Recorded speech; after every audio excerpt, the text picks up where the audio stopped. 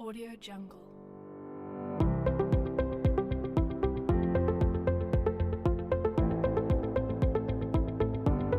Assalamualaikum warahmatullahi wabarakatuh. Perkenalkan, nama saya Ilham Cipta Wibawa dari Politeknik Negeri Subang dengan prodi pemeliharaan mesin dengan nomor pokok atau nomor induk mahasiswa 10206008. Pada kali ini saya akan menjelaskan mengenai materi buku pendidikan Pancasila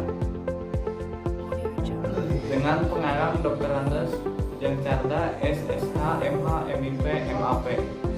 Adapun resume dari buku tersebut dengan penjelasan sebagai berikut. Nah, bukunya seperti ini. Di sini terdiri dari 10 bab. Bab pertama yaitu tentang orientasi terhadap tujuan pendidikan Pancasila. Bab kedua tentang memahami sejarah Pancasila sebagai lambang negara Indonesia.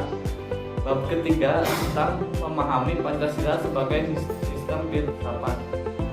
Yang keempat tentang memahami Pancasila sebagai sistem nilai, etika, dan norma. Bab 5 memahami sila-sila dalam Pancasila. Bab 6 memahami Pancasila sebagai ideologi negara. Ketujuh memahami demokrasi Pancasila. Yang kedelapan tentang memahami hak dan kewajiban asasi manusia dalam Pancasila. Yang sembilan memahami Pancasila dalam sistem ketatanegaraan Indonesia.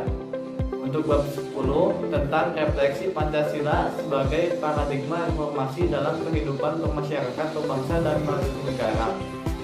Dari uraian bab-bab di atas di buku pendidikan Pancasila ini dapat disimpulkan bahwa bab 1 meliputi pertama landasan dan tujuan pendidikan Pancasila, kedua rumusan Pancasila, dan ketiga tujuan mempelajari Pancasila. Bab kedua meliputi Pancasila sebagai sejarah bangsa Indonesia, kedua sebagai lambang negara Indonesia. Dan untuk bab ketiga meliputi pengertian filsafat, yang kedua pengertian Pancasila sebagai sistem filsafat, yang ketiga konsep dasar filsafat Pancasila, dan yang keempat landasan filsafat Pancasila. Untuk bab keempat meliputi pertama pengertian nilai, etika, dan norma, kedua Pancasila sebagai nilai dasar fundamental bagi bangsa dan negara. Untuk bab kelima meliputi nilai-nilai terkandung dalam Pancasila. Yang kedua meliputi materi muatan sila-sila dalam Pancasila. Yang ketiga refleksi nilai-nilai keislaman dalam Pancasila. Untuk bab keenam meliputi ideologi. Yang kedua makna ideologi dari Indonesia. Ketiga perbandingan ideologi Pancasila dengan ideologi lain. Dan untuk yang keempat kedudukan dan fungsi Pancasila dalam tata hidup bangsa Indonesia. Untuk kelima memahami Pancasila sebagai ideologi negara dari putusan Mahkamah Konstitusi. Ketujuh meliputi demokrasi di Indonesia dan demokrasi selanjutnya. Untuk yang kedelapan meliputi sejarah perkembangan hak asasi manusia. Selanjutnya macam-macam hak asasi manusia, dan untuk selanjutnya pemahaman hak dan kewajiban asasi manusia dalam Pancasila.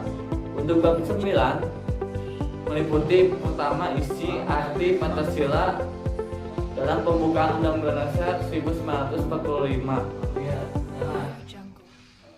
Selanjutnya kedudukan pembukaan Undang-Undang Dasar 1945, dan yang selanjutnya yang keempat hubungan pembukaan dengan pasal-pasal dalam Undang-Undang 1945, dan yang selanjutnya hubungan antara pembukaan Undang-Undang Dasar 1945 dengan proklamasi 17 Agustus 1945.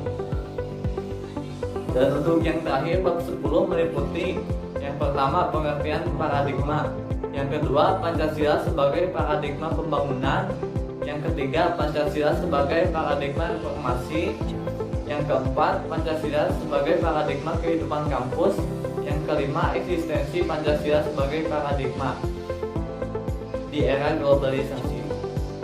Demikian resume buku ini saya buat untuk mata kuliah pendidikan Pancasila. Mohon maaf apabila ada kekurangan ataupun kesalahan kata.